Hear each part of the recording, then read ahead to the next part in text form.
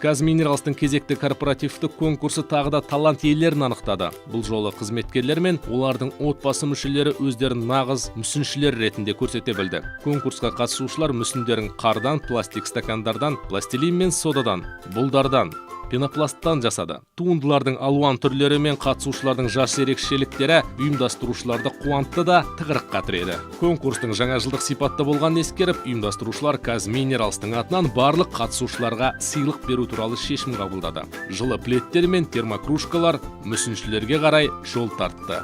Барлығы конкурсқа 30 туынды келіп түсті. Ең көп пайдаланылған материал ол пластик стакандары болып шықты. Аққалалар шеберлердің пәтерлері мен кабинеттеріне сән беріп тұр. Ең кішкентай қатысушылар да өздерінің туындыларын жолдапты. Айталық лондондық Уилл, Пеппа Торайн, Арина Аязатаны, Мирас, Таисия, Диана және тағы басқа бүлдіршіндер алғашқы аққалаларын жасапты. Негізгі қар мүсіндерін жасауға ересектер де белсенді қатысты. Мәселен, Николаев кен байыту фабрикасы қызметкерлерінің арқасында әкімшілік ғимараттың алдында келер жылдың символдары Хораздың, Аязатаның және Ақшақардың мүсіндері бой көтерді. Шығыс түстеметтің заңгерлері ерекше қадамдарымен көзге түсті. Олар жергілікті балаларға арнап қардан сырғанақ төбешігін жасады. Восток Энергоның ұжымы да таң қалдырды. Олар өздерінің әріптесі Слесарьдің мүсінін қардан ойды.